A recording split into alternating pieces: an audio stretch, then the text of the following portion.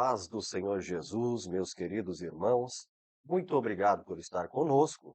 Está entrando no ar agora o programa Capacita EBD.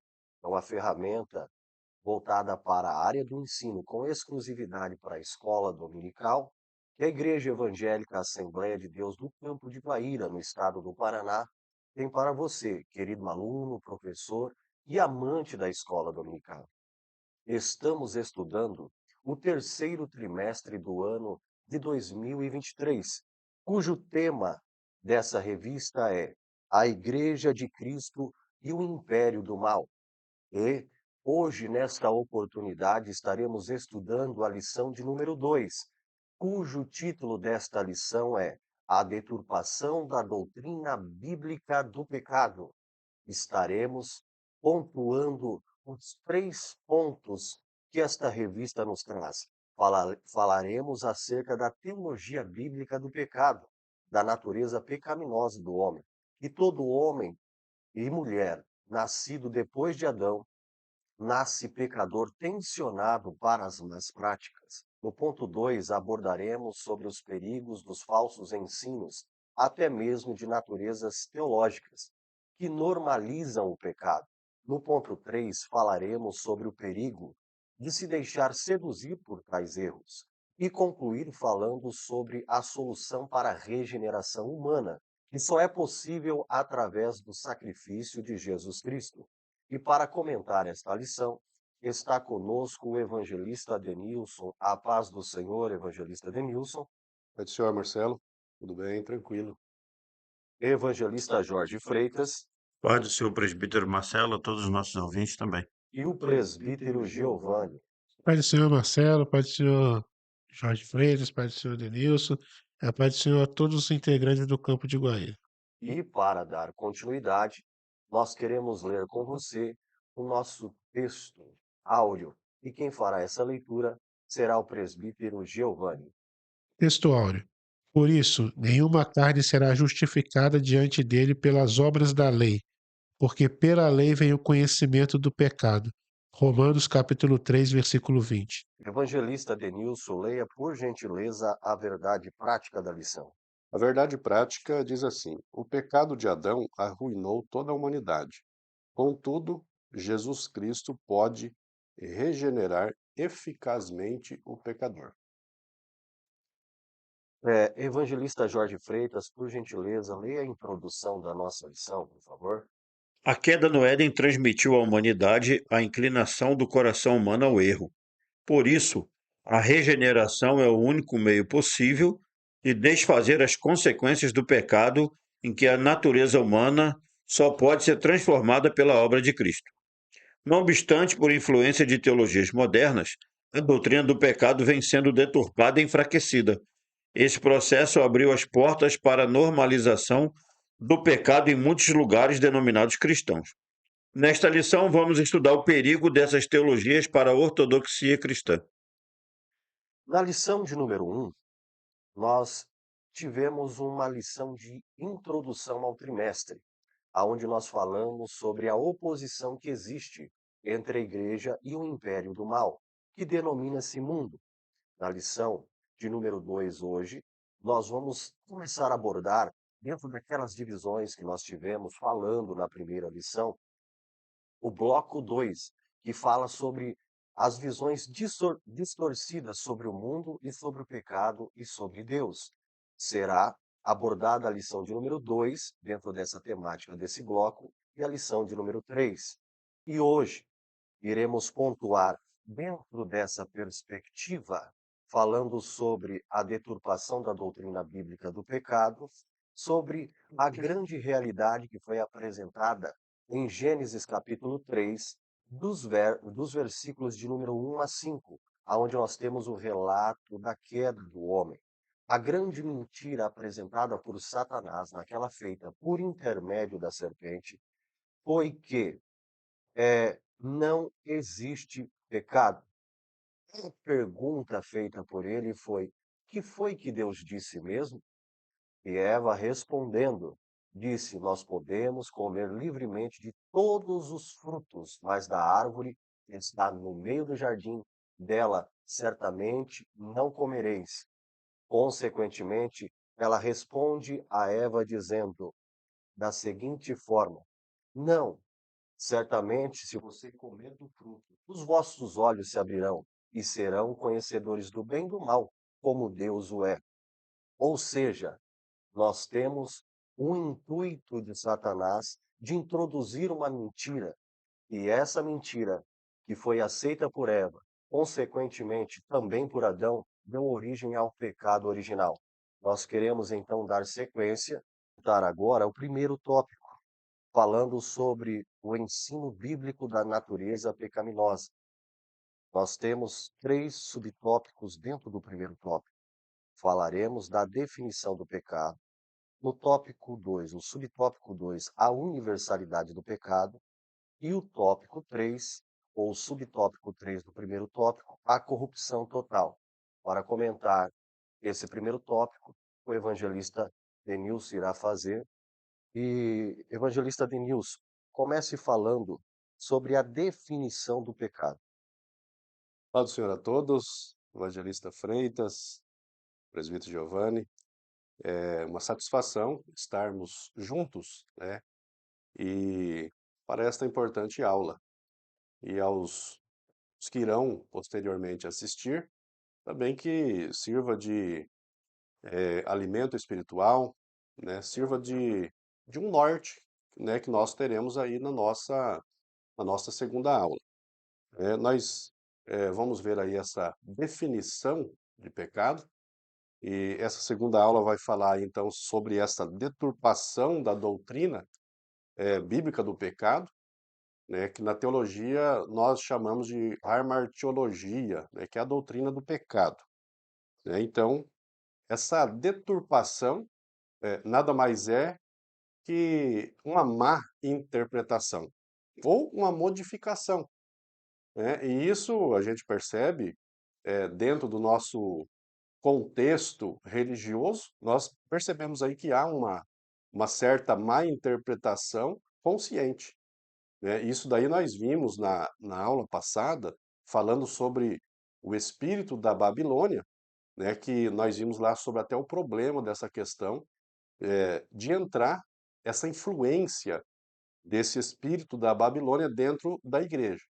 Então nós vemos, não é segredo para ninguém, né? Nós vemos aí há algum tempo atrás, tivemos aí um pastor que até me chamava a atenção, né, pela sabedoria dele. Aí, por fim, ele acabou falando que a Bíblia ela deveria ser reinterpretada, né, redefinida, ressignificada.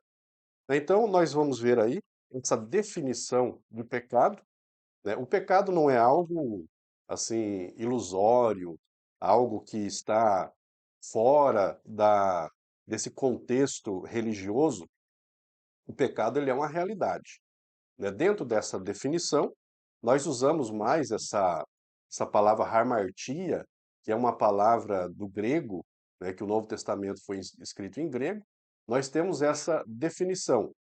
É interessante porque aqui o escritor desta lição, ele não usa somente a questão da definição do pecado como aquele que errou o alvo, mas ele diz ainda mais, aquele que acertou o alvo errado, né? Então a gente vê que o pecado ele está ali, existente, né? O pecado ele é algo, vamos dizer assim, comum à humanidade, né? Então essa definição de pecado no sentido bem estrito aqui é errar o alvo, e acrescentado pelo escritor, é atingir um alvo errado, né? Então, a definição do pecado seria aquela definição que foge do propósito de Deus. Então, Deus, dentro da sua palavra, ele tem as suas diretrizes, ele tem as suas formas de como um cristão ele deve andar, né? Até a gente vê lá na segunda carta de Paulo aos Coríntios, capítulo 5, 17, diz assim que se alguém está em Cristo, uma nova criatura é. As coisas velhas são passadas, eis que tudo se fez novo, né? A partir do momento que a pessoa é uma nova criatura, é uma nova pessoa, né? A sua natureza ela vem sendo transformada por Cristo, né?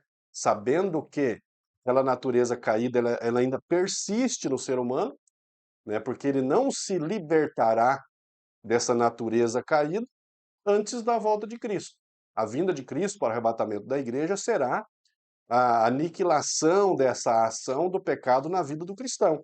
Mas enquanto isso, o próprio Paulo diz que enquanto isso, esse cristão regenerado, ele vai lutando com essa com esse ataque do pecado. O próprio Paulo diz que o cristão, quando ele aceita Jesus como Salvador, ele acaba passando a ter dentro dele esse conflito religioso, né? O próprio Paulo diz que é a carne militando contra o espírito. Então, o pecado não é algo ilusório, o pecado não é algo assim que devemos menosprezar, né? Porque ele está aí, ele está pronto a atingir, né? Até mesmo aqueles que estão, principalmente aqueles que estão servindo a Jesus. Então, definição do pecado, né? Seria essa condição do desvio do foco do cristão. É um alvo que ele deve atingir e ele acaba errando. Ou ele acaba acertando um alvo errado, né? Então, a, é a desfiguração do propósito de Deus, né? O pecado acaba, dentro dessa condição, ele acaba afastando o ser humano de Deus, né? Nós lemos aqui na leitura bíblica em classe, até a questão da possibilidade, a única possibilidade do cristão ter vitória sobre o pecado é através de Cristo, né? Aqui fala que a lei ela não consegue, a lei ela só aponta para o pecado, ela aponta por esse alvo errado que o cristão acaba tomando, né? Então, é, às vezes as pessoas falam assim, então se a lei me mostra o pecado, então eu não vou ir para a lei para não saber que eu estou no pecado, né? Aí eu sempre uso uma analogia de uma pessoa que ele está com ele tá querendo ir no médico, mas ele fala assim: se eu for lá no médico, eu vou acabar achando alguma coisa de mal em mim. Então eu não vou, né? Mas isso não mudará a situação dele. Se ele não for lá, né, ele acabará perecendo, né? Então ele vai lá, o médico vai constatar o problema, vai dar a medicação, né, e ele vai sarar. Então a lei aponta o pecado, né? Você sabe que você está naquela condição, mas a lei aponta o pecado. Você sabe que precisa de uma justificação, você sabe que precisa de tomar uma iniciativa, né? E o único que pode resolver essa questão toda do pecado, esse erro do alvo que o ser humano comete, é através de Cristo, né? Que é o Salvador, né? Da humanidade. Então, dentro disso, sobre essa definição, já que o comentário está com o evangelista Denilson, da definição da palavra pecado, evangelista Jorge Freitas, você tem 2 minutos para você fazer uma consideração em cima dessa referência de que o pecado ele é real. Bom, a gente não tem como fugir desse termo, né? Quando a gente estuda sobre a salvação, sobre a doutrina do pecado, a doutrina da salvação, a gente sabe que isso é uma realidade, né? O pecado está aí, a gente olha para a sociedade, a gente vê que ele está presente. E quando o diabo ele apresentou a sugestão para Eva que seríamos, ou ela seria igual a Deus, sabendo o bem e o mal, na verdade, assim, ela acabou sabendo mesmo, mas na condição de doente, né? Deus seria na condição de médico e o ser humano na condição de doente. Ele sabia, tem o conhecimento hoje do pecado, mas ele sabe só dos sintomas. Deus não conhece pecado, né? Deus não peca, mas o ser humano está completamente dominado como uma lepra, né? Que ele precisa do remédio. E o remédio para o pecado é o sangue de Jesus que nos purifica de todo pecado. Faça o seu comentário, Giovanni, acerca da existência, da definição da palavra pecado e também da existência dele. Então, pecado é igual o Denilson, ele frisou muito bem, é você errar o alvo, né? Então, a grande questão foi que eh, Deus ele tinha tudo preparado para a humanidade, né? Tudo preparado, arquitetado para a humanidade, mas só que o ser humano ele errou esse alvo, né?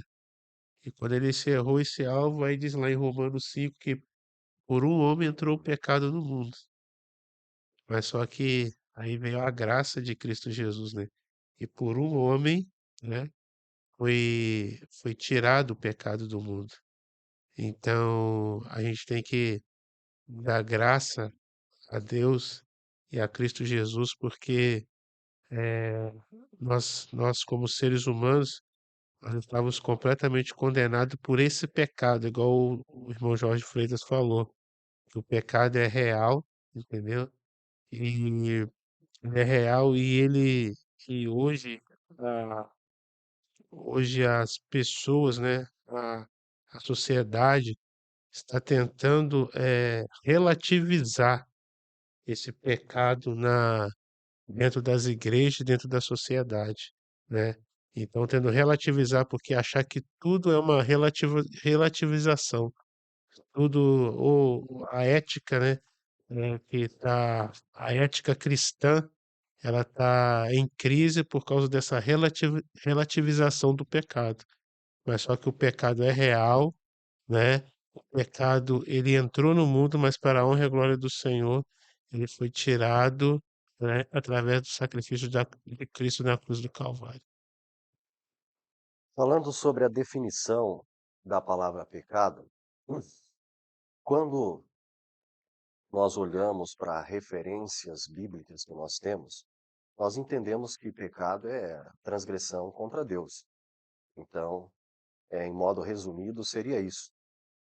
Então, toda transgressão contra os mandamentos divinos, contra os princípios de Deus, é pecado.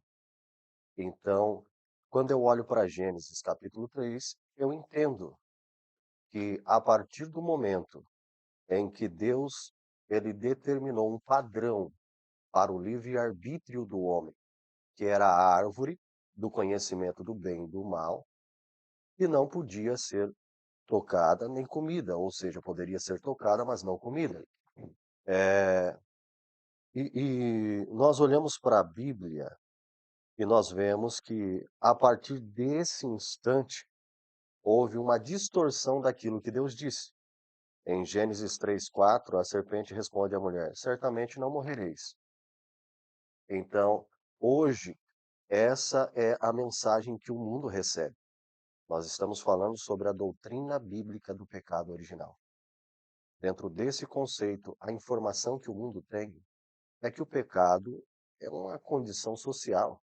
O pecado é a maneira com que eu entendo ser o que é certo ou errado, mas o padrão quem determinou foi Deus. Eu entendo biblicamente que pecado é a transgressão moral contra Deus. E quando eu falo sobre essa questão, eu tenho que ter à minha mente que a continuação da fala da serpente, quando ele disse: não, vocês vão conhecer como Deus o que é o bem ou o que é o mal, é aquilo que o mundo diz hoje. É a definição sobre o que é certo e o que é errado, quem diz é você. Então, a partir disso, nós temos agora esse embate entre aquilo que o mundo denomina ser certo e aquilo que a igreja propõe. Então, o pecado é uma realidade. E a partir disso, nós temos a definição da palavra pecado, que nada mais é do que a transgressão contra tudo que Deus determinou por ser, entendendo que nós somos criaturas e Ele é o Senhor. Dando continuidade, ainda no comentário, sendo este feito do primeiro tópico pelo evangelista Denilson, nós temos o segundo subtópico desse mesmo tópico que diz a universalidade do pecado. Denilson, pode dar continuidade fazendo uma explanação mais completa sobre a universalidade do pecado? próprio subtópico 2, ele, ele já está falando a respeito desta abrangência geral, né, que é a universalidade. Ou seja, não escapa a ninguém dessa, de sofrer esse dano que foi tido lá na origem de Adão e Eva, né? Então a gente vê que a própria Bíblia diz que todos pecaram e destituídos estão da glória de Deus. Então, na verdade, quando Deus criou o ser humano, criou eles num estado de inocência, né, sem pecado, perfeito. E, e a gente vê que se não houvesse uma transgressão por parte de Eva e também de Adão, se eles não tivessem desobedecidos a Deus, esse estado de inocência e, e a ausência do pecado e a perfeição, ela permanecia. Não morreriam nem no seu estado espiritual, nem no seu estado físico. Eles permaneceriam, eles se multiplicariam, as suas descendências viriam sem pecado, perfeitos, atendendo aquele projeto de Deus, projeto original de Deus, né?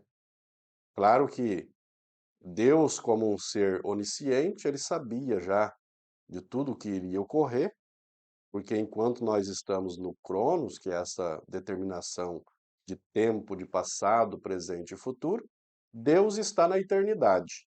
Então, Deus, ele é conhecedor tanto daquilo que já passou, daquilo que está ocorrendo e daquilo que irá acontecer, né? Mas o certo é que essa queda, que nós chamamos pecado original, que se refere ao pecado da origem, né, que é lá no Adão e Eva, isso daí fez com que o ser humano todos eles passassem a ser herdeiros de um pecado cometido lá no início, né? Então, a gente percebe aí que esse pecado, ele não é um pecado simplesmente passado pelo mau exemplo, né? Não é que Adão, depois que nasceu os filhos, ele foi ensinando eles a pecar. Não precisa disso. Você não precisa de ensinar o pecado. Se você pegar uma criança inocente, no seu estado de inocência, uma criança de 3 anos, 4 anos, e colocar ela para brincar junto com outras crianças, colocar ali vários brinquedos, você perceberá que enquanto ela estiver brincando com um brinquedo, e a outra criança vir pegar um outro que ela não está brincando, ela vai puxar os brinquedos para o lado dela. Fala, é meu.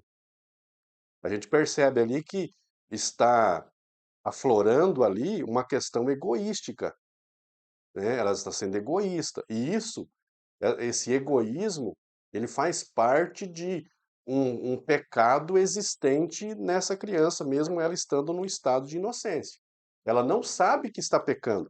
Ela não sabe que ela está fazendo uma atitude que ela é contrária à ideia de Deus, da visão de Deus, que é o compartilhamento, que é a amizade, que é o amor, né, que é o respeito.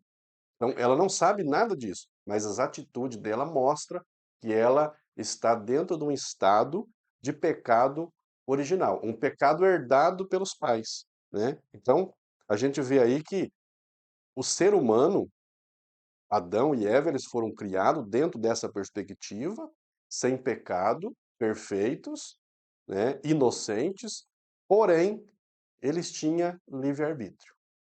Todos nós temos o livre-arbítrio. A questão é que dentro do livre-arbítrio de Adão e Eva, eles tiveram a oportunidade de praticar um ato de desobediência dentro da sua liberdade de escolha, estando eles num estado de perfeição. Interessante isso daí, né? Porque se nós formos ver também o anjo caído, ele também, dentro do seu estado de perfeição, ele preferiu desobedecer ou querer ser semelhante ao Altíssimo. A questão é que depois do pecado, aqueles que nascem, nós, por exemplo, nós cremos que, embora há uma deturpação, né, e nós vamos ver aqui no subtópico 3, embora há essa deturpação do pecado, nós cremos que o homem ainda não está completamente destituído desse livre-arbítrio. A questão é que o Espírito Santo ele dá o start para que esse livre-arbítrio ele ocorra, né? Aí a gente vai entrar numa questão de arminianismo e calvinismo, que não é a nossa questão agora, mas assim, existe uma responsabilidade do ser humano no quesito salvação. Salvação ela vem toda de Deus. É a graça de Deus. Ela vem toda de Deus. Só que o homem, analisando a Bíblia, o homem tem a possibilidade de dizer sim ou não à proposta de Deus da salvação. Então a gente vê essa universalidade dentro dessa perspectiva. Evangelista Jorge Freitas comentando sobre a universalidade do pecado. Achei interessante isso que o Denilson falou sobre o livre-arbítrio, né? Só para enriquecer um pouquinho, sendo bem comedido. É a mesma coisa do uma pessoa está se afogando e alguém joga uma boia, salva a vida para ela. E ela se agarra na boia para não morrer. Ela tem a opção, não, eu não vou agarrar na boia. Aí vai morrer, né? Lógico. Livre-arbítrio para salvação seria isso. Ele não tem mérito nenhum em segurar a boia para viver, né? Mas ele agarrando na boia, ele vive. A salvação, esse livre-arbítrio seria isso, né? E a gente conversando com alguém que pensa calvinista lá, né? A pessoa não tem livre-arbítrio, né? Então eu falei, não, isso aí eu creio que seja igual nesse sentido. Você joga a boia e a pessoa não tem mérito nenhum. Boia não é ela que fez, não. Boia apareceu ali, alguém jogou e ela agarrou, né? A salvação seria essa boia, que a pessoa. Seria a graça de Deus, né? Que a pessoa agarra, não. Deus fala assim, tá aqui. Mérito você não tem nenhum, mas se você agarrar a boia, você vai ser salvo. Ou seja, é aquela confissão, né? Ele sabe que pelos seus próprios méritos ele não tem condição nenhuma de ser salvo. Mas a partir do momento que o Espírito Santo ilumina a mente dele, e ele tem aquela, ele olha para si mesmo e fala assim: eu sou um pecador, né? Se eu morrer nessa condição, eu vou para o inferno. E Deus fala assim: mas se você aceitar o sacrifício de Cristo, toda a justiça dele vem para tua conta e você vai ser salvo. Isso seria o remédio para esse pecado. Comente, Giovanni, acerca da universalidade do pecado. O Denilson já esgotou toda a parte sobre a universalidade do pecado, né? Só seria mais repetitivo. Mas eu concordo com tudo que ele falou, e principalmente sobre a questão de você, sobre o mau exemplo, né? Como você não é ensinado o mau exemplo, né? Mas é que você herda aquela natureza, né? A natureza adâmica, né? Então vamos lá. Nós estamos abordando, dentro desse primeiro tópico, falando sobre a natureza pecaminosa do homem. É a teologia que estuda a natureza pecaminosa do homem. Ela traz essa proposta. E dentro dessa teologia que aborda a natureza pecaminosa do homem, nós temos a existência do pecado. O pecado ele é real e nós comentamos sobre isso. E esse é conhecido como o pecado original, porque por um homem o pecado entrou no mundo. Está lá em Gênesis capítulo 3, nós temos o pecado original. Através desse homem chamado Adão, nós temos a entrada do pecado no mundo. A realidade do pecado é em contrassenso a tudo que o mundo propõe, dizendo que o pecado não existe. Isso é uma condição da mentalidade humana, como o homem se identifica sobre o certo e sobre o errado. O que ninguém explica, e não é essa a proposta, é sobre a condição moral do ser humano, em saber o que é certo e o que é errado, se entristecer diante de fatos que ele sabe que não deveria ter praticado. Mas a universalidade do pecado, ela vem com uma proposta de mostrar que todo o homem, já que o pecado é real, todo o homem está dentro desse contexto de pecador. Então, em Gênesis capítulo 5, versículo 3, na medida que os irmãos comentavam, eu lembrava desse versículo, e diz assim: Adão viveu 130 anos e gerou um filho à sua própria semelhança, segundo a sua imagem, e o chamou por seu nome, Sete. Então, eh, o filho que foi gerado, mesmo sendo ele de origem piedosa, segundo o contexto bíblico, e não é essa a proposta, mas o texto deixa muito bem claro que ele nasceu à semelhança de quem? De Adão. Então, se ele nasceu à semelhança de Adão, a universalidade do pecado é justamente isso. Todo ser humano, ele proveio de um único homem, certo? Que viveu lá no jardim do Éden, e esse homem gerou filhos e filhas que deu origem à humanidade, posterior ao fato de ter pecado contra Deus. Então, o pecado entrou no mundo por intermédio desse homem e atingiu a todos nós que aqui estamos. Ou seja, a universalidade do pecado é isso. Denilson foi tão abrangente na proposta de explanar sobre a universalidade do pecado que ele já entrou no contexto de corrupção, da corrupção total, aonde nós, e até o Giovanni pontuou, a questão de que todo ser humano é tensionado para as más práticas. Então é dentro desse contexto que nós estamos seguindo. Observe aí, professor da escola dominical, você aluno, que nós temos a realidade do pecado e que ninguém está isento do pecado. Todos nós somos pecadores e mais para frente você vai entender como se livrar dessa natureza pecaminosa. E para isso nós vamos comentar agora o tópico 3. O evangelista Denilson continua aí falando agora numa outra perspectiva dentro dessa teologia de natureza pecaminosa, pontuando sobre a corrupção total. Se por um lado a gente tem a corrupção, o pecado universal, que atinge a todos, agora nós temos a corrupção total. Se atinge a todos, esse indivíduo, como que ele é atingido dentro da sua composição, mental, espiritual, a sua condição moral. Então quer dizer, se todos é atingido pelo pecado, e essa pessoa que é atingido pelo pecado, ele é atingido por completo. É a corrupção total. Ou seja, não há uma parte saudável na questão mental, não há uma questão saudável na questão moral e nem espiritual. Se o homem estivesse lá antes do pecado, no estado de Adão e Eva antes do pecado, ele tinha a sua mente totalmente limpa de impurezas, mesmo porque impureza não existia, né? A questão é que depois do pecado, a mente do homem, ela ela está corrompida, né?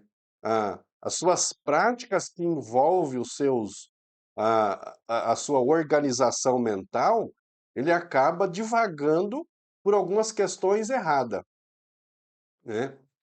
Por isso que, quando a gente vai falar sobre a hermeneutologia, que é o estudo do pecado, a gente vai falar de pecados inconscientes e pecados conscientes.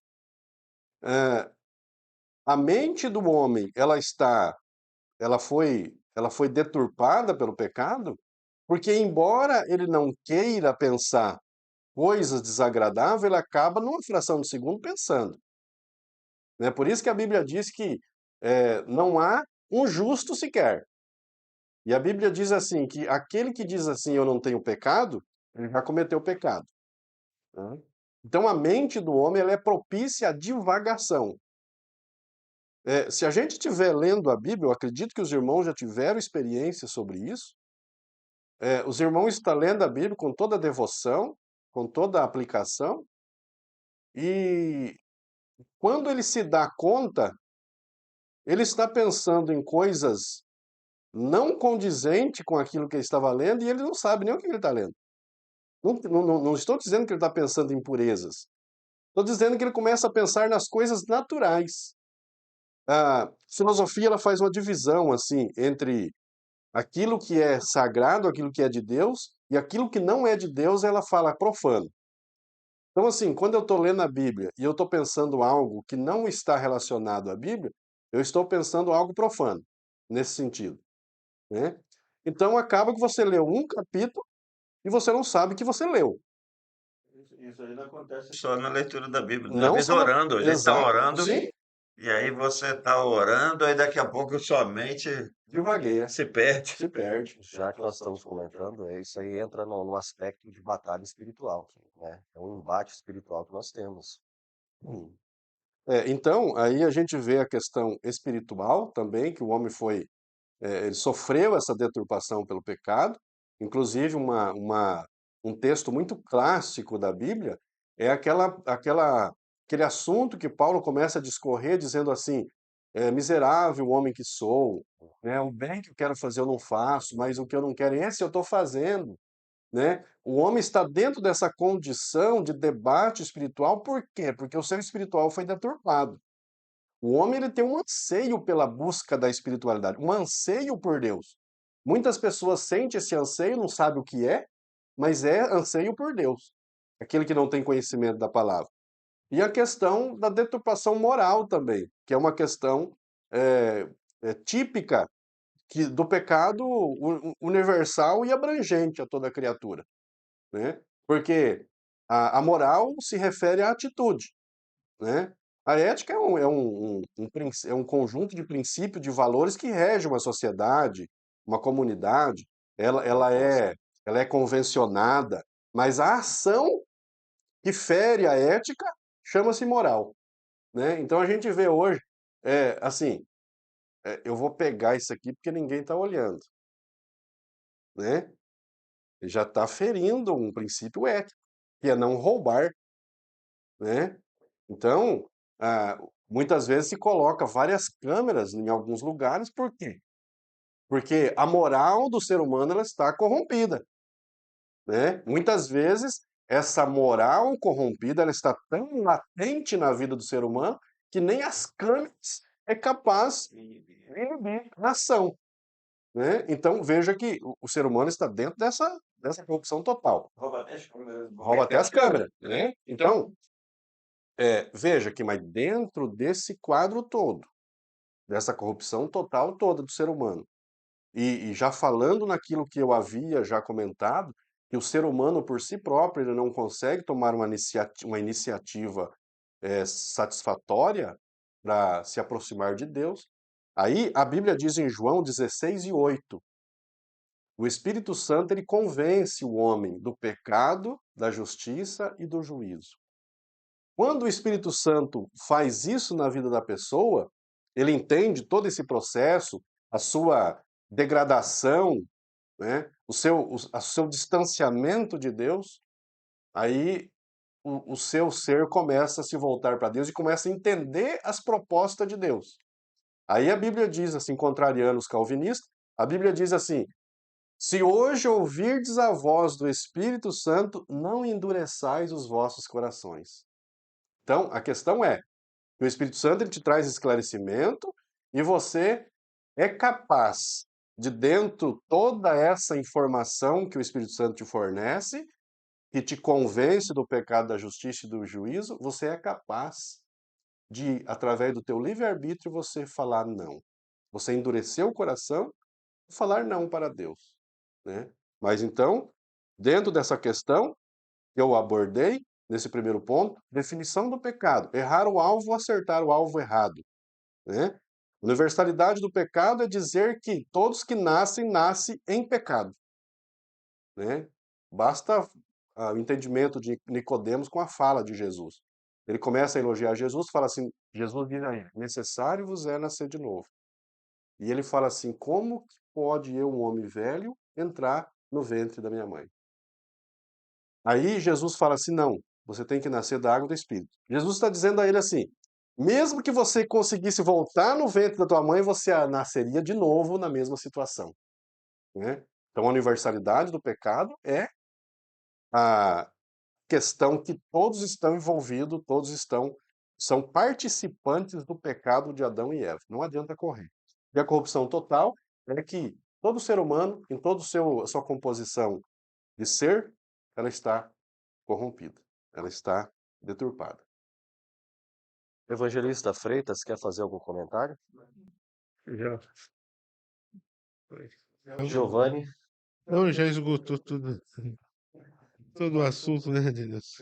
falando sobre a corrupção total, eh, eu volto lá no pecado original, né, em Gênesis capítulo 3, a resposta da mulher: "Mas do fruto da árvore que está no meio do jardim, disse Deus, não comereis, porque nem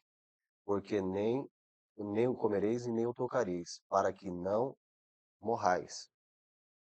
Então, falando sobre a corrupção, corrupção é o ato de adulterar-se. É quando aquilo que foi criado começa a perder a sua identidade. Ele começa a se corromper, se definhar, entrar num quadro em que ele está indo do estado original para o fim, para algo mais degradante. Então, dentro desse contexto, o que a gente enxerga é o seguinte: que a partir do momento que o pecado entra na vida do homem, a Bíblia diz que há uma separação. Os vossos pecados fazem separação entre Deus e vós. Agora, se você catar, e é algo corriqueiro que nós já estamos acostumados a ouvir por aí, você que está dentro da igreja, você que estuda a palavra de Deus, ouve. Se você catar qualquer ser vivo e tirá-lo de dentro do ambiente natural da sua existência, o que que acontece com ele? Ele passa a morrer. Dentro dessa perspectiva, eu entendo que a corrupção mental, a corrupção moral, a corrupção espiritual é o ato de degradação do ser humano, do estado original, para algo que terá um final longe da existência de Deus, do estado original. Lógico que eu não estou falando de modo algum que o homem morre eternamente, porque o homem foi criado eviterno, ou seja, ele teve início, mas ele não tem fim. Só que morte significa, na etimologia da palavra, separação. Então, morte é isso, é separar-se de Deus, e longe de Deus eu perco a minha identidade. E eu posso morrer espiritualmente, passo a morrer fisicamente, mas não morro eternamente, porque o estágio final é: ou eu viverei eternamente com Cristo ou eternamente longe dele.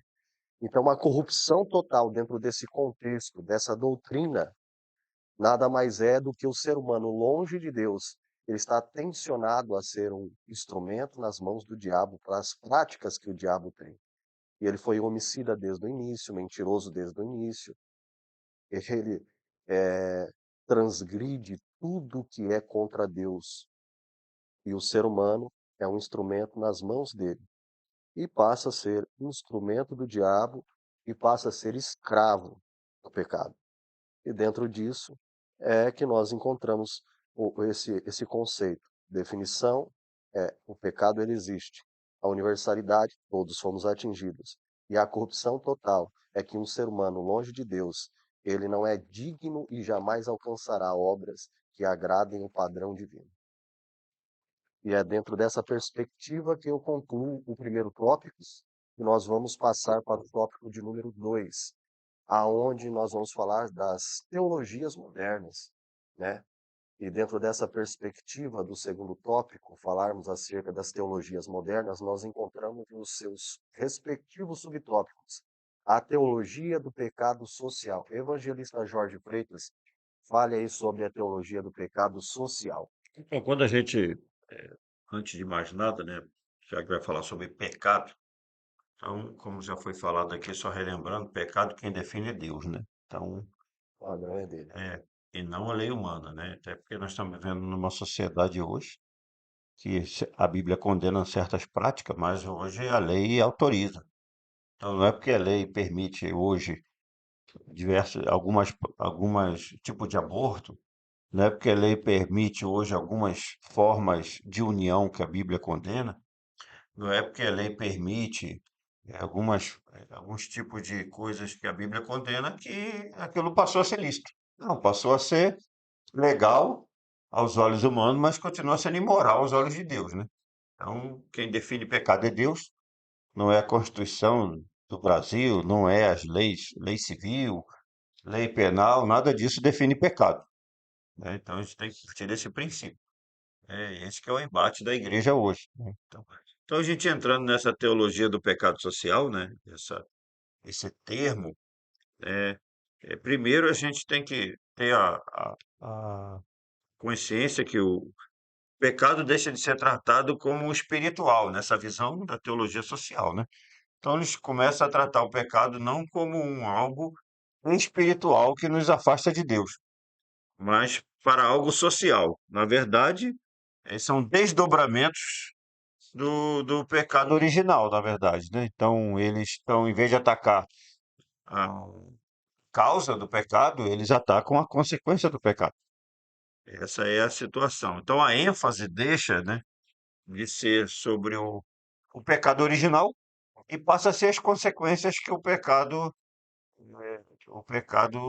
originou, né? No caso, o que saiu dali, né, daquela prática pecaminosa, né? Então ele não combate mais a natureza humana pecaminosa, ela acaba justificando que o pecado social seria essas mazelas sociais, a responsabilidade social, como a pobreza, a miséria, a corrupção, né? Sendo que isso são consequências do pecado, né? Não adianta você pode pegar o país mais rico do mundo, né? Ou o país que não teria pessoas pobres, e isso não vai resolver o problema do ser humano. Vai continuar pecador, vai continuar a se distanciar de Deus, né? Então foi uma teologia do pecado social, querendo tirar o foco daquilo que Deus condena como pecado e colocar o foco na consequência que o pecado se transformou, né? Então, o que que é a consequência do pecado? A corrupção, o egoísmo, a- todas essas práticas fez com que o ser humano começasse a atacar o próprio ser humano, né? Não ajudar o próximo, esse tipo de coisa. Então, esses teólogos né, essas teologias do pecado social, que seria uma corrente católica, né? Tanto de um concílio que teve tanto na Colômbia como no México. Então, eles defendiam essa tese, né, que se constrói o pecado social através de estruturas opressoras, né? Como nós já falamos, pobreza, injustiça, desigualdade. E eles têm essa visão distorcida que se a igreja ou se a sociedade atacasse esse tipo de problema, resolvesse o problema da pobreza, das injustiças e das desigualdades, eles estariam resolvendo essa situação, sendo que você está transferindo, né? O homem agora, imagina ele falando para Deus, né? Não, eu não, meu pecado foi porque eu era pobre, porque eu sou uma vítima da sociedade opressora, isso aí não vai justificar, né? Ele está tirando o foco do- da, da causa e colocando o foco na consequência, né? Então, esse é o problema dessa teologia, né? Esse é o erro dessa teologia do pecado social, né? Ou seja, está transformando uma causa que afasta as pessoas de Deus nas consequências que o pecado fez com a sociedade, né? Essas coisas são importantes, hein? Nós tratarmos, a igreja tratar, o governo tratar, da pobreza, da miséria, da corrupção, da desigualdade são importantes. Mas, primeiro, o médico, por exemplo, quando ele vai tratar de um doente, ele não ataca só as consequências da doença, ele ataca a causa, né? Não adianta ele botar um esparadrapo, um band-aid para curar um câncer, por exemplo. Não. Um, alguma deturpação dessa do seu corpo. Ele tem que dar um remédio, às vezes muito forte, tentar atacar a causa do problema, e não a consequência. A consequência ele vai ter que resolver, mas ele tem que atacar a causa. Então, essa teologia moderna de hoje, ela tenta fazer com que o pecador se sinta menos constrangido, nele ter a consciência de que o pecado dele é consequência de um problema social que ele está vivendo, né? Um problema de desigualdade, um problema de injustiça, ou um problema de, de desigualdade social, quando não é. Vamos tirar o ênfase da questão moral, sendo que o ser Colocar humano ênfase na questão social, né? e traz no contexto social, que seria causa e efeito. Estão Isso. tratando Não é feito do esquece efeito. a causa, né? Giovanni, quer comentar alguma coisa? comentando alguma coisa, Demilson, É, sobre a teologia do pecado social? é isso aí mesmo, porque a o pecado, que é a causa, ele é moral, né. E a consequência do pecado moral, ele tem alguns desdobramentos. E daí é a questão que o Freire estava falando, e é o sintoma, que é a questão econômica e social, Uhum. né. Aí o que que eles fazem? Eles fazem assim, eles dizem assim: "O pecado é a condição social e econômica do indivíduo". Então, vamos trabalhar nessa libertação dele, que daí a gente vai entrar no segundo subtópico. É, que daí então, é deixar de tratar a causa principal, que é uma causa moral, que é o pecado, que o pecado é causa moral. É o pecado original. É Pecado é consequência do pecado exatamente. original. Aí vem toda aquela questão que a gente estava falando, né, porque todas as ações dele vai girar em torno da moralidade, né. A condição social, né, econômica, ela não tem esse problema para Deus, né, não tem esse problema.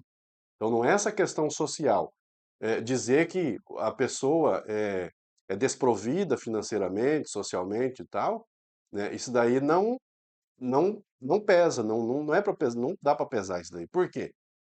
Porque nós sabemos, somos conhecedores de que existe ricos humildes, e daí já é uma condição moral, Uhum. e existe pobre orgulhoso, tudo condição moral. Então não é a condição que ele está que vai fazer essa esse objetivo, esse peso.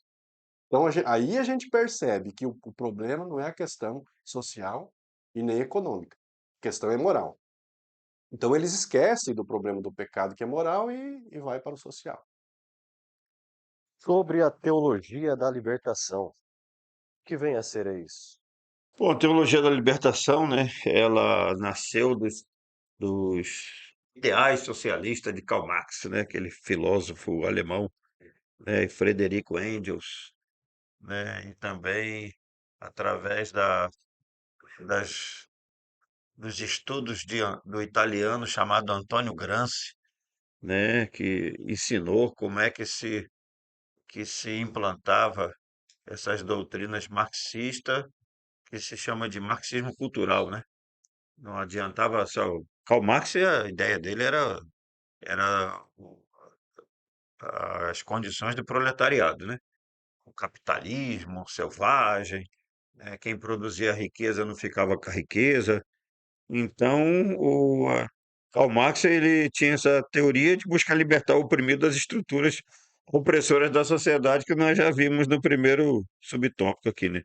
Ela dá-se na década de 70 com Gustavo Gutierrez, né, e Leonardo Boff, esses são dois padres, ou ex-padres, né, no caso, né, Leonardo Boff, parece que ele já abandonou a Igreja Católica, né, ele largou a batina, casou, né, o Gutierrez no Peru ainda está vivo, né, eles sofreram bastante pressão da ala mais conservadora da Igreja Católica, né? Então, para esses dois, né, o estudo teológico não deve estar centrado em doutrina bíblica para libertar o homem do pecado, mas na indignação social para libertar o homem da injustiça social, econômica e cultural. A gente vê hoje isso através desses movimentos sociais aí do movimento de sem terra, né, essa situação de invadindo, né, investir na reforma agrária, né, não que ela não seja importante, mas não do jeito que está se fazendo, né, invadir propriedade produtiva, matar animais, né, não é essa a ideia dessa teologia, no caso dessa doutrina Karl Marx lá e, e difundida aqui por Boff aqui, né, que é seguido mais pela pessoal de esquerda, né, dos partidos de esquerda, da ideologia de esquerda, né. Então, desse impulso surgem as teologias de cunho emancipatório de gênero, né, que é a transexualidade, da sexualidade, homossexualidade e de raça, né.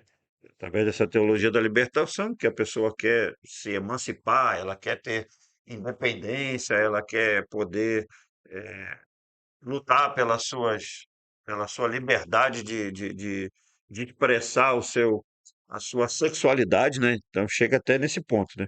E aí nas vertentes, na parte mais eh, da igreja protestante, seria essa teologia da missão integral, né?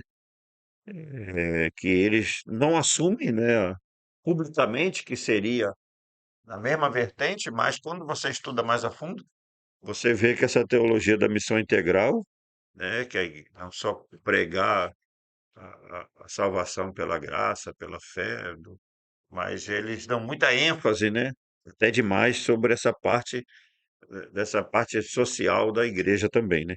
Então, um grande impacto dessa influência é que a fé cristã é reduzida à militância política, socialista e marxista, né, que são doutrinas, quem já estudou sabe que elas são totalmente anticristãs, né.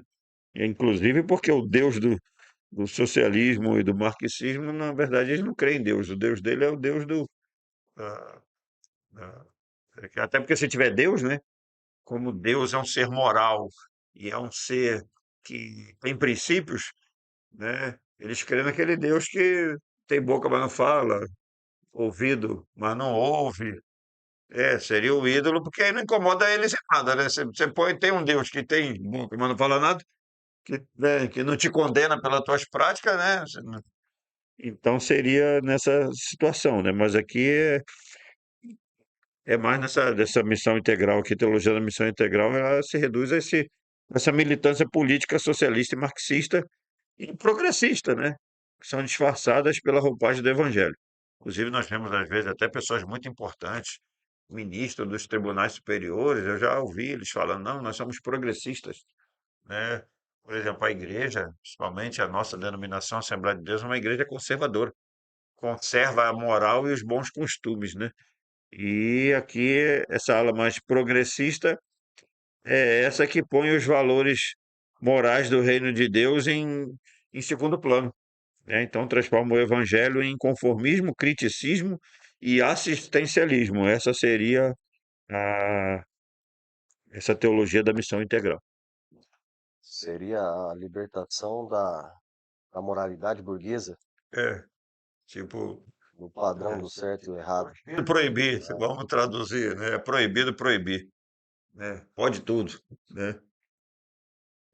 Evangelista Denilson, quer comentar alguma coisa? Vou me abster de comentário, devido ao tempo também. Cara, nós estamos com o tempo Mas bastante foi apertado. bem comentado, É. foi bem. Então vamos lá para o ponto 3 para a gente já adiantar, né? O liberalismo teológico dentro desse ponto 2. Comente aí, por gentileza. Esse liberalismo teológico, acho que ele é o pior de todos. Esse porque ele começa a ver a Bíblia Sagrada como um conjunto de,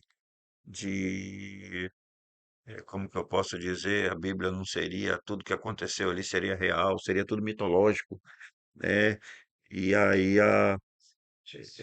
esse liberalismo teológico, eu particularmente eu creio que lá no Jardim do Éden, quando houve a tentação, o diabo ali, né, Satanás, ele mostrou que ele é um teólogo liberal, vamos dizer assim. Até porque ele não é ateu, né? Ele não é ateu porque ele estava lá em cima, né? Até a É, Bíblia diz que os anjos creem que Deus existe também, e estremece, né? Porque ele distorceu, esse que é o perigo. Quando você encontra uma pessoa que seja ateu, que não crê em nada, e aí é uma coisa, né? Você está ali provando, tentando provar através da experiência pessoal de transformação de vida para aquela pessoa, né? Que, que não crê em Deus é uma coisa. Agora, quando ela vem com essas sutilezas, essas vãs filosofias, né? E ela vem deturpar o texto sagrado, e às vezes os argumentos são tão fortes que uma pessoa que não tem um conhecimento mais robusto de Bíblia, ele pode se deixar levar. Foi o que aconteceu lá com Eva. Não foi assim que Deus disse? Olha, botou a dúvida. E a dúvida às vezes é pior do que a negação, né? Porque uma pessoa quando quer bater de frente com a outra, né, alguém convencido contra a sua própria verdade, na verdade não foi convencido, né? Tipo assim, você fica com as tuas teologias para lá, tuas verdades para lá, eu fico com a minha verdade da Bíblia, né? Mas quando a pessoa vem com essa sutileza, essa teologia, esse liberalismo teológico, ele é a pior das estratégias do diabo contra a igreja, né? Porque ela começa a colocar aquela semente da dúvida. Mas será que é isso mesmo? Será que o pecado é tão grave assim? Será que a Bíblia condena mesmo? Será que o amor, né? Deus é amor, aí começa até, né? Esse que é o problema, né? Será que Deus é tão mau? E aí começa a pôr a dúvida. Pô, mas se Deus fez o homem, toda forma de amor é válida. É isso que a gente vê as pessoas que às vezes, né, nos têm como radicais, fundamentalistas, porque quando a gente prega a verdade, não, mas isso aconteceu lá no Antigo Testamento, no Novo, aí você vai para o Novo, você vai lá em Romanos 1, você vê Timóteo falando, né? E aí você vê que, né, as obras da carne em Gálatas 5 ali.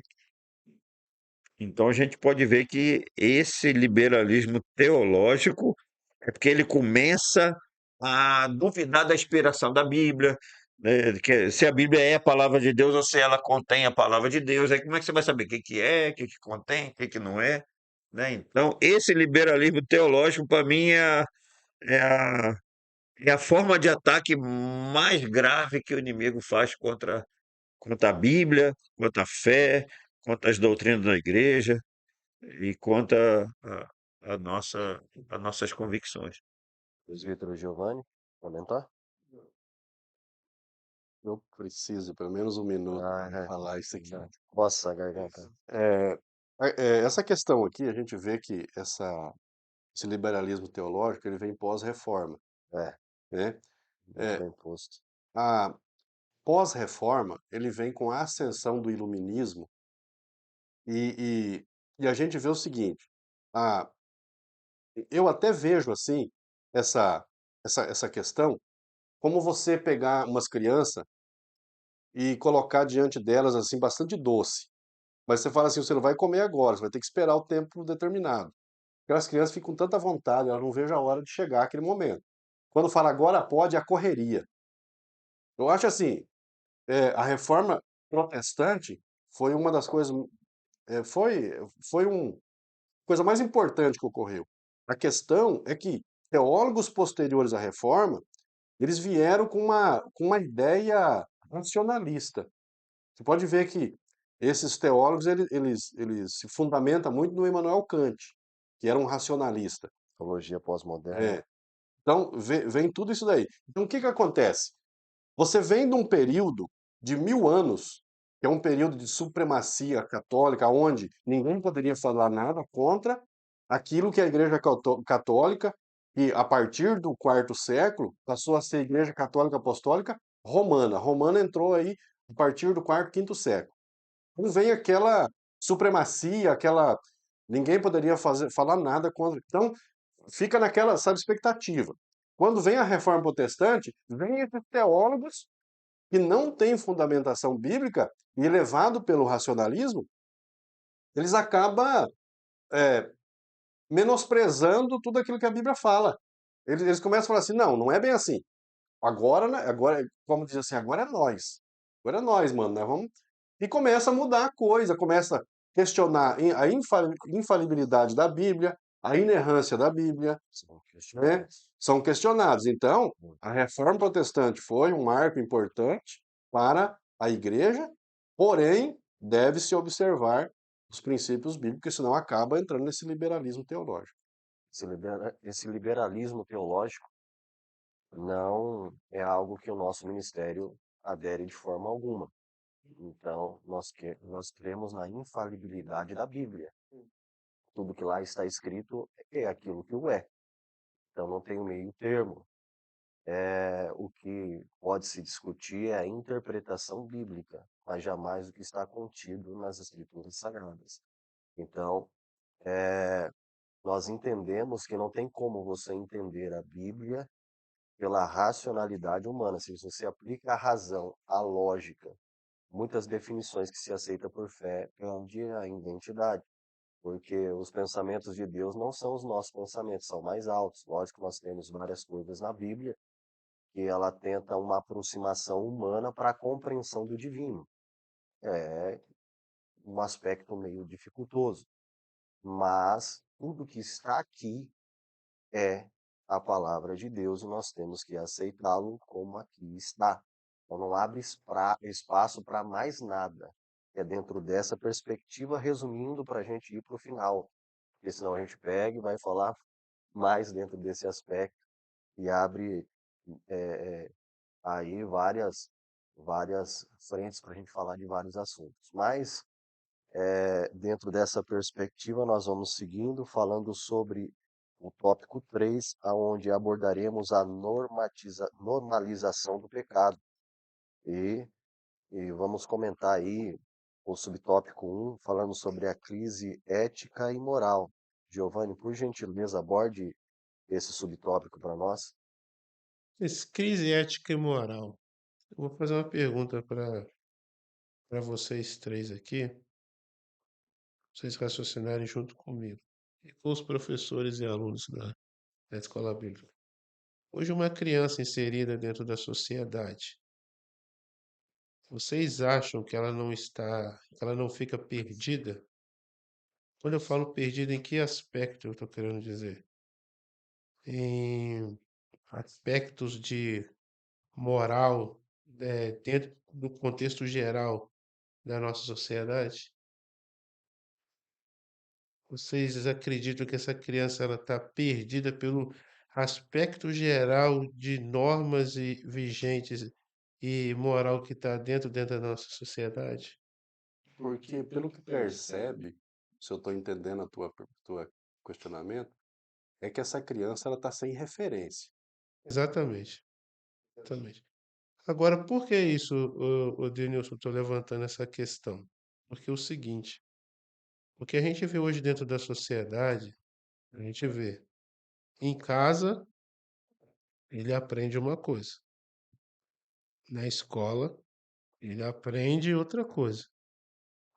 E aí, vamos dizer que ele frequenta uma igreja e na igreja ele aprende outra coisa. Então, a gente está vendo que essas três vertentes, ou duas falam uma língua só, ou então algumas delas não falam a mesma língua. Então, o que que a gente conclui com isso? A gente conclui que a sociedade hoje, ela está vivendo uma crise ética e moral. Hum, Por quê? Por que que eu estou falando dessa criança? Porque essa criança dos pais, ela escuta uma coisa, na escola ela escuta outra e na igreja ela escuta uma outra coisa. Mas aí cresce de importância o quê? Aí entra o papel fundamental de quem? Da igreja. Por que que entra o papel fundamental da igreja? Que a igreja é que, baseado nos seus princípios éticos e morais, que vai determinar a formação, entendeu? Individual, intelectual, espiritual dessa criança. Ou então não somente dessa criança, mas do ser humano. Entendeu? A gente vai ver lá no livro de Atos dos Apóstolos, né? Acho que no capítulo 11, se eu não me engano, quando foram a primeira vez que chamaram os, os as pessoas os seguidores os de Cristo. primeiros cristos, os seguidores de Cristo como os Cristos, né? Quer dizer, os primeiros Cristos, né? Cristãos, pequenos Entendeu? Os cristos. pequenos Igreja de Cristos. Antioquia, né? Isso, na Para igreja de seguir. Antioquia. A conduta dele, a maneira como ele se vestia, a maneira como ele se portavam, eram assemelhada Aqui, à Cristo. de Cristo. Então por isso que a gente tem a igreja hoje, ela tem que se posicionar como verdadeira igreja, a igreja primitiva, a igreja de Cristo. Por quê? Porque a sociedade ali fora, ela está puxando para um lado, para cá, para o pecado, para o descumprimento das leis de Cristo. Aí, às vezes, em casa também, às vezes, não tem uma referência, entendeu? Então, cresce de importância a Igreja de Cristo sempre permanecer fiéis E aos isso é seus ética, né? princípios. Isso é ética, porque são os valores, né? Por isso que a gente E fala da aí, importância do ensino, né? então a ética são os valores. E a moral é a prática desses valores, né? Ou seja, quando você coloca em prática isso, aquilo que você recebe por informação. Então, é dentro desse contexto que você está aplicando. Aí você estava falando sobre as crianças. Eu já vou falar sobre as crianças porque eu me lembrei de Hitler. Adolf Hitler tinha um adágio que foi empregado na época do comunismo, onde ele dizia: dê-me uma criança e farei dele um comunista.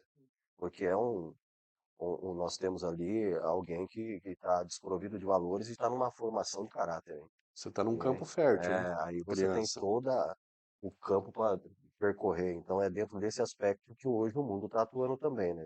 Nessa deturpação do que seria a moral, né? Que é a prática desses valores, ou seja, o exercício desses valores. E aí nós vemos reflexo dessa situação, dessa sociedade doente. Evangelista Jorge Freitas. Não, é isso aí mesmo. Né? Além desses três vertentes que o Giovanni falou, né? Tem as, os programas de TV, né? Tem a internet, né? Hoje em dia. E olha que para ensinar, para Desconstrução dos valores, né? para ensinar a criança a fazer coisa errada, não precisa nem ensinar, como o irmão Denilson falou, né? Você deixar ela vendo internet, parece que o dedinho dela já vai direto, né? Aí é Você a tem que ficar corrupção total. cuidando, né? É, você tem que ficar cuidando, né?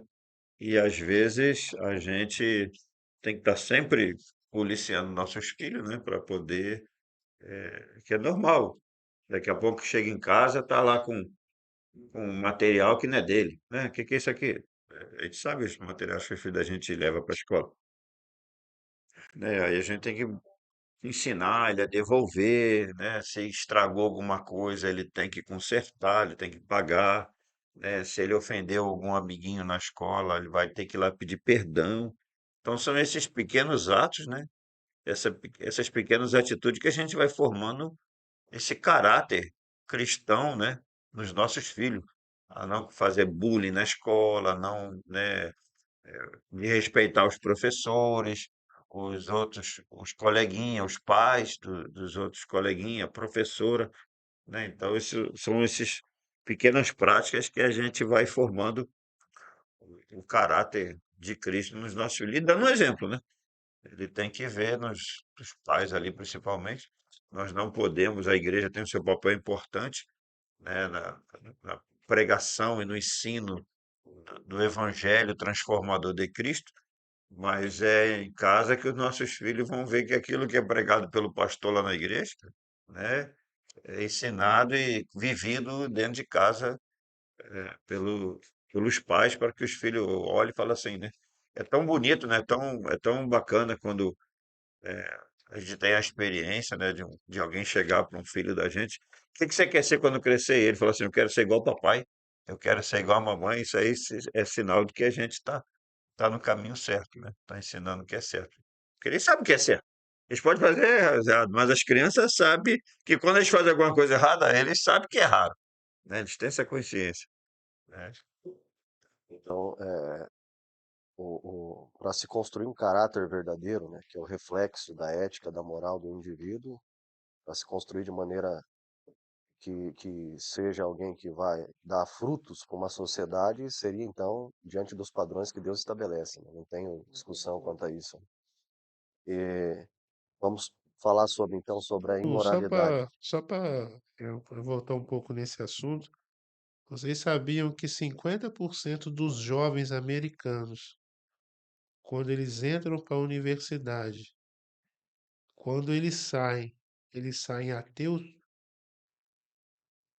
50% dos jovens americanos, quando eles entram para a universidade, quando eles saem ateus.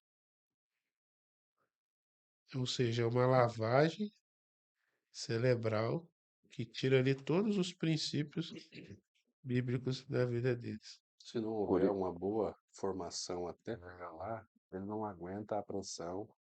E ali é um campo bem fértil para o ateísmo, das universidades, assim.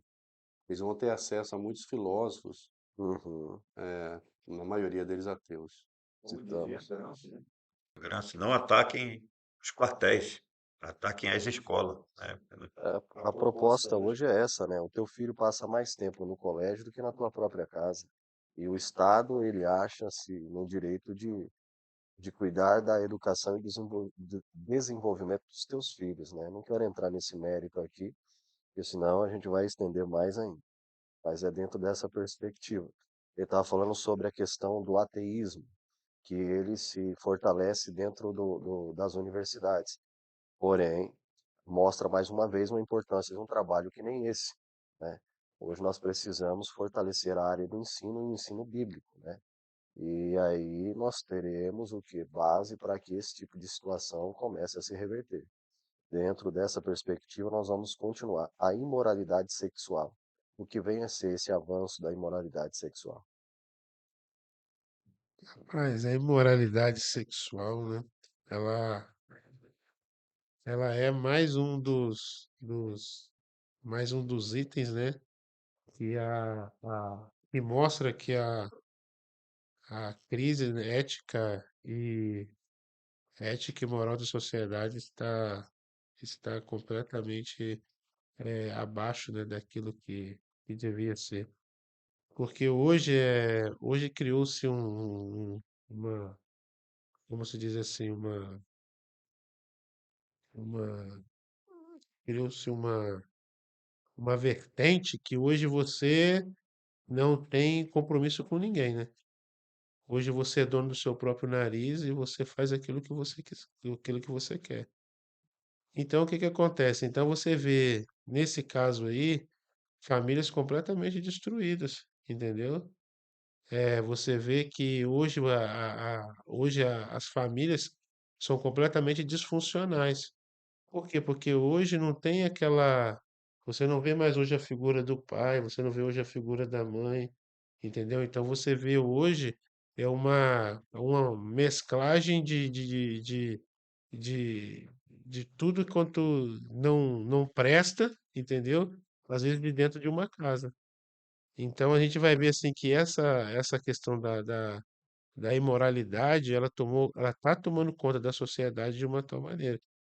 Eu vou até falar um assunto assim, às vezes um pouco polêmico aqui, mas também eu acho que também cabe também a questão da coisa da imoralidade sexual por causa da questão da destruição da família. Às vezes as pessoas que estão se dando em casamento, né? Entendeu? Por causa às vezes chegou, hoje chegou uma fase da vida que a pessoa fica mais velha e é, é, atinge uma idade, né? Aí o cônjuge daquele não serve mais, entendeu? E vai se trocando de casamento e aquilo ali aí forma uma outra família, sabe? Então, assim, a coisa até um pouco assim, é uma parte mais polêmica, assim, mas é uma coisa por causa também dessa imoralidade sexual. Por quê? Porque junta um conjunto de apetrechos, entendeu? Que a sociedade propõe, entendeu? A pessoa, aí é que tá. E é isso, a gente acha, né, Denilson, que a gente vai ver isso só na sociedade lá fora, né? Peraí, estão se dando esse casamento aqui. Mas aí não, por isso que a gente falou lá no tópico um da gente sempre preservar os valores cristãos. Por quê? Porque isso está chegando dentro das nossas igrejas, estão atingindo as nossas famílias. A gente antigamente vamos dizer assim, era um absurdo você ver falar que um pastor se divorciou, entendeu? Hoje não. Hoje isso está se tornando uma coisa comum. Então a gente tem que abrir os olhos para isso e falar assim, peraí, será que isso aqui está certo? Porque a gente vai afrouxando as coisas de uma tal maneira, daqui a pouco, peraí, você vai ver um pastor casado uma, duas, três, quatro vezes. Entendeu? Que já aconteceu, não posso aqui falar, né? Mas tem um cantor, né, que casou uma, duas, três, quatro vezes, era pastor de igreja e fica anarquia, né? Vamos aquela anarquia toda, porque, entendeu? Um dos princípios do anarquismo é isso aí, a liberdade sexual, tá entendendo? Então, a gente tem que combater isso daí. O título ainda fala normalização do pecado. Então, quando começa a se acreditar, né, ou na inexistência do pecado, ou se deturpa o que é o pecado, baseando-se nesses conceitos teológicos que nós apresentamos aqui, fica muito mais fácil a entrar nesse mérito da imoralidade sexual, aonde se eu acreditar, alguém já disse uma frase, né, que se Deus não existe, então tudo é permitido. É, Isso. então, o que que o diabo tenta implantar, falando sobre o agente do mal que está por trás, o príncipe desse mundo, como é apresentado por Jesus Cristo, que apresenta esses conceitos e essas propostas que nós temos aí da distorção bíblica, nós vemos que através desse aspecto a imoralidade sexual avança uma proporção gigantesca. Por quê? Porque um dos aspectos que ele propõe é a tentação. E o que que é a tentação? A tentação é a proposta para que você transgrida a vontade de Deus. E a vontade de Deus, dentro desse aspecto da sexualidade, é que você entenda que Deus criou homem e mulher, não existe meio termo dentro desse consenso, falando. Então, biblicamente, só existe macho e fêmea, e você vê isso lá no Jardim do Éden. Mas se eu acredito que não existe um Senhor, então tudo é permitido. Eu sou dono do meu corpo e eu faço dele o que eu bem entender. Dentro dessa perspectiva, Deus criou o ser humano para viver em unidade de modo monogâmico, né? Escolhe um indivíduo para si como parceiro e esse indivíduo é o sexo oposto. Que sexo, na etimologia da palavra, eu já entro na raiz dessa palavra, significa parte.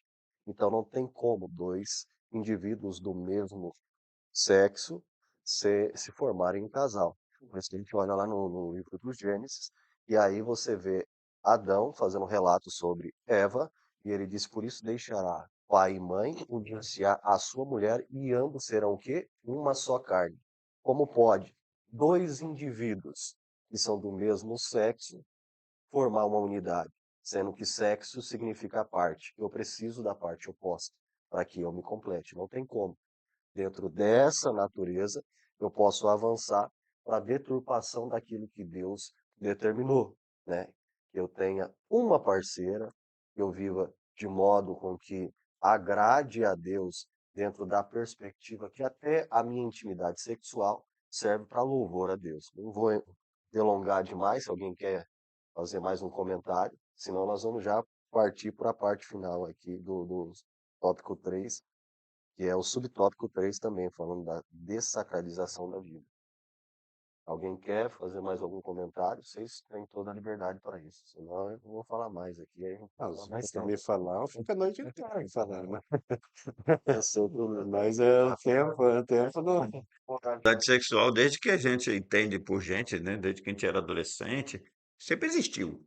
Através das novelas, através de filme, agora, na atualidade, através da internet, né? Então, o mundo, aquilo que a Bíblia fala, o mundo jaz no maligno. Essa situação da sodomia já era desde o tempo Aham.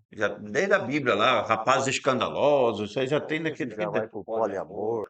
agora o problema todo que eu vejo é quando essas coisas adentram o terreno da igreja. Quando na igreja vê isso com naturalidade, com nome normal, aí que é o problema, né? Então, quando está no mundo, desde que eu me entendo, desde que eu me converti, que isso aí sempre existiu. Na minha época, a gente só falava sobre fornicação. É. Hoje já existe uma abrangência muito maior desse aspecto, né? O problema todo é quando essas imoralidades sexuais adentram para a igreja, né? Então, E a gente começa a enxergar isso como uma coisa normal, não te causa mais escândalo, não te dá mais. Que isso, coisa. Né? Aí é o que é o problema, né? Quando você começa a se acostumar com o pecado. então, Não pratique, mas você não, também não. imoralidade sexual, por exemplo, se a gente for, acabei de citar a fornicação, o que seria isso? Explica pro povo aí. Fornicação é um relacionamento sexual entre pessoas solteiras, né? É. E hoje existem certas igrejas que estão trazendo isso até dentro da normalidade, já ouvi isso, né? Jovem, né? Como fala, É, coisa de jovem. então você pode, esse aspecto de, Só que venerado, né? Seja o. esse enlace só é para pessoas que tenham uma vida que já seja normalizada diante de Deus e da sociedade, né? Através do ato matrimonial, né? Do casamento. Então, não pode ser praticado é por pessoas que não sejam casadas. E fora disso, nós temos outras abrangências também. Não vamos entrar no mérito da questão agora por questão de tempo. A dessacralização da vida. Giovanni? É, a desacralização é a desvalorização da vida, né? Então a gente vai entender que o corpo ele deve ser cuidado, o corpo deve ser alimentado. E o que a gente está vendo ultimamente é essa desvalorização do corpo, mano, porque as pessoas elas acham que elas podem fazer com o corpo o que quiserem, né? Sim. Entendeu? Então hoje você, eu vou, faço uma tatuagem que não, né? Faço uma tatuagem, hoje você pode abortar, hoje você pode fazer, usar qualquer tipo de entorpecente, hoje você pode fazer a eutanásia, né? Entendeu? Então isso foge dos padrões bíblicos, né? Porque, Estamos para aprovar o aborto, né? então, exatamente, o aborto é uma das que está em voga aí nesses últimos tempos. Então, assim, então isso ele foge totalmente contra os padrões bíblicos. Por quê? Porque o nosso corpo, entendeu? Ele foi feito, entendeu? Para a glorificação do nome de Cristo, entendeu? Então a gente tem que, o nosso corpo não como é que fala? É igual o pessoal, a gente tem um, como é que chama? Uma responsabilidade, entendeu? Diante do nosso corpo. A gente não faz aquilo que a gente quer, entendeu? A gente não pode. É, igual tem pessoas que às vezes ficam. Acontece algum acidente, ele mesmo toma a própria decisão. Não, eu vou me matar, vou morrer através de uma injeção, escolhe o meio que mostra. Não, Então, se eu tenho Senhor, Giovanni, só para ficar mais um pouquinho aqui, mais animado nesse aspecto, se eu tenho Senhor, significa que eu não sou dono do meu próprio corpo, é isso? nunca foi, entendeu? O dono do seu corpo foi aquele quem te deu, entendeu? Eu não digo que eu faço, eu tenho regras para que eu possa me utilizar disso. Exatamente. É por isso que a gente está como é que fala? É por isso que a gente está dentro desse tópico das normas vigentes para a sociedade, que é uma ética. A gente não faz aquilo que a gente quer, entendeu? A gente sempre segue uma norma, uma ética daquilo que a gente que é pré-estabelecido, entendeu? Biblicamente. A Bíblia diz, né, que nós vamos prestar conta de tudo que a gente fez por meio do corpo, né? É, Se a pessoa abortou ali, vai prestar conta. Ela, nesse ela mundo. tirou, Né? Até ela porque o tirou que que uma vai ser vida, gerado vai ser um ser humano, né? ela tirou uma É muito vida. fácil defender o aborto depois que nasce, né? Acabei discutindo com alguém que defende o aborto, né? Aí eu falo assim, é muito fácil defender o aborto, imagina se eu também quisesse abortar também. Na época da... Antigamente as mulheres lutavam pelo filho no ventre, né? Pela vida, né? Hoje não. E com certeza o aborto, que esse pessoal quer praticar, não é por causa de saúde, que agora estão querendo dar uma roupagem de saúde pública, né? É por promiscuidade mesmo. Porque uma família, quando tem o pai e a mãe ali, um casal, uma família estruturada, nunca pensa jamais em aborto, né? Agora, quando é promiscuidade, a pessoa não sabe nem quem é o pai, foi numa festa, é carnaval, eu sei lá o que que aconteceu, saiu com uma pessoa que não sabe nem quem é, né? Aí vai lá e quer abortar depois, porque, né, por causa da promiscuidade, né? Aí tem aqueles que ainda quer complicar um pouquinho, mas no caso do estupro, pô, mas a criança não tem culpa. Deixa a criança nascer, então doa se você não quer cuidar. uma frase que diz um erro não justifica Fica o o outro. outro. É uma É, verdade que nós temos na sociedade. aí vai matar a criança que diz que foi estuprada, né? Seria uma desculpa, né? Deixa a criança nascer e dá, a criança não tem culpa do que aconteceu, né? Agora, defender o aborto depois que nasce é fácil, né? É. Denilson? Eu quero um minuto. Não fale.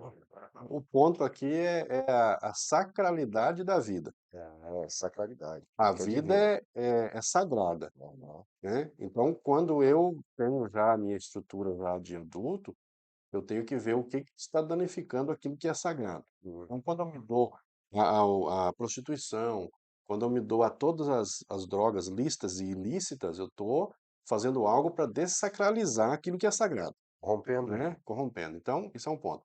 A questão é, a vida sendo sagrada, ela tem um início. Então, ela tem um início já desde a concepção ali, que se tem é Geneticamente. a união do espermatozoide com o óvulo. Depois Uhum. que dá essa união, meu amigo, Gerou a vida. gerou a vida já inicia ali. Então, antigamente falava-se muito nos métodos conceptíveis, né? Não tem nenhum problema. Por quê? Porque esses remédios, eles fazem com que o espermatozoide não atinja o óvulo da mulher, Uhum. né? Ele é interrompido antes. Por isso que há um questionamento entre a pílula do dia seguinte, porque é possível que nesse dia houve uma junção entre o espermatozoide e o óvulo. Então, o dia seguinte ele já vai estar desconstruindo isso que já está. Então, é, essa interrupção da vida, ela se dá depois da união do espermatozoide com o óvulo. Então, essa questão aí de 1 mês, 2 meses, tudo é interrupção de uma vida. É a interrupção daquilo que é sagrado. Seria um aborto já. E aborto é um interrompimento da vida, né? Se então só Deus dá a vida, só Ele tem o poder de tirá-la. Então, dentro desse aspecto, a dessacralização da vida seria justamente isso mesmo. É o divino, o sagrado, que deixa de ser praticado, né? E aí entra os conceitos do que eu acho ser certo ou não. E eu deixo as normativas bíblicas. Mas a proposta para a mudança de tudo isso, como nós podemos fazer? Só existe um caminho, tá indo para o aspecto da, do resumo, da conclusão. Se existe, se existe o pecado, se existe, então, a corrupção total, então, como eu faço para que eu me livre dessa condição? Essa é a proposta que eu quero dar a vocês aqui para nós finalizarmos a aula. Como eu faço para interromper essa condição que eu tenho de natureza pecaminosa? Ou pelo menos para minimizar essa situação. Tá? Ah, tem uma, tem uma condição de Jesus para nós quando nós aceitamos a Jesus. Uhum. Que quando eu aceito a Jesus, eu sou santificado. Sou santificado. Esse é o momento ali. Se eu morrer ali, eu sou santo. No sentido de ser santificado por Cristo. A questão é que no decorrer da minha vida cristã, eu tenho que buscar a santificação. É, Porque a salvação, ali no momento da salvação, eu recebo a salvação e a santificação. A salvação ela é imediata e única ali. Só que daí, a santificação que condiz à minha proposta é contínua. é manter essa É, salvação. é a busca constante, é um processo. Então, para a gente se livrar de toda essa questão, ou minimizar de forma satisfatória a ação da natureza pecaminosa na nossa vida, é a busca da santificação. A busca da santificação é a mortificação da velha natureza, deixá-la bem fraquinha. E a santificação faz com que a minha nova natureza ela se fortalece. Aquela briga que Paulo fala, ela Uhum. será muito menos intensa quando eu busco uma santificação, e os efeitos do pecado não terá tanta ação na minha vida quanto. É o Então, você dualismo. pode ver esses espíritos. Aí dentro desse aspecto, é uma vez salvo, sempre salvo? Como é que é? Aí contrariando os calvinistas, né? É, é uma vez salvo, não sempre salvo, porque se a gente observar lá no Novo Testamento ali, Paulo fala assim, alguns, por alguma situação, eles naufragaram na fé. Ou seja, eles estavam numa situação de salvo, claro, e naufragar na fé, né? E para Ah, mim ser salvo, vou aumentar ainda mais. Para mim ser salvo, Isso vale para todos aqui. Para mim ser salvo, qual é a condição que eu preciso para encontrar essa salvação? Já que você está falando de mantê-la, eu tenho que entender como eu faço para encontrar essa condição. Não, a salvação é assim, salvação é um presente, Vem por intermédio do quê? né. A salvação é um presente. Quando eu gosto de um presente, o que que eu faço com ele? Eu cuido, né. Uhum. Então, a salvação ela vem toda de Deus. Só que é possível perder, que foi o questionamento. Por quê? Pedro diz assim, sede sóbrio, vigiai, porque o adversário, ele anda ao vosso derredor buscando quem possa tragar. Ué, se há uma segurança na salvação, então, né? Os calvinistas se apoiam naquela parte quando Jesus vê aquele que vem a mim, de maneira nenhuma lançarei fora, ou aqueles que o Senhor me Sim, deu, eu não perdi ninguém. só que assim, esse Só que tem versículo fala, Hebreus 6 ali para complicar, só né? que é o Fala que seguinte, nós a fomos Bíblia fala assim, bem-aventurados. Jesus Jesus fala fala aquele aquele que que vem vem a a mim. mim. Só que aquele que vem a ele também pode sair dele. De modo, Aí é a atitude do indivíduo. de modo algum eu falei de calvinismo aqui. Ó, Nem lembrando que essa discussão de arminianismo e de calvinismo é uma calvinismo, né? discussão teológica que não influencia em nada a salvação. Não, não. Os calvinistas têm entendimentos teológicos diferentes, mas são salvos, Os porque eles creem princípios, em Jesus como Salvador, não os tem nenhum problema. pilares são os A nossa mesmos. A discussão salvação é é em mais Cristo. teológica É, no aspecto desses 3 pontos, vamos dizer assim, do calvinismo, dos 5 pontos, né? É, 3, sim. 5 é, pontos. acima de Dort. Então vamos lá. Dentro desse aspecto, o que eu faço para obter a regeneração, né, ou seja, para mudar esse quadro da minha vida, só é possível por intermédio do sacrifício de Jesus Cristo. Temos entendido que eu preciso manter aquilo que recebi de Cristo. Dentro desse aspecto, nós temos os três grandes inimigos do ser humano que são apresentados. Um é o diabo, o mundo e a carne.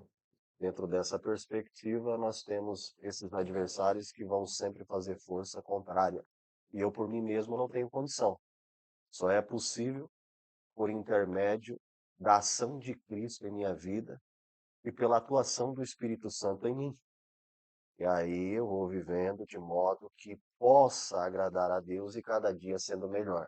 Santificação não significa que eu sou inteiramente santo, mas que cada dia eu me torno mais parecido com Cristo, até o grande dia em que nós seremos totalmente a imagem segundo a semelhança dele através da glorificação.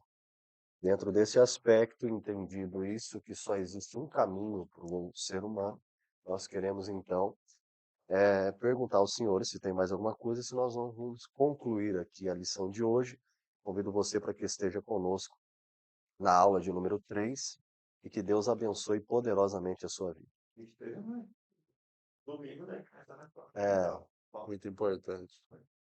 amém? Até mais, paz do Senhor, meus queridos.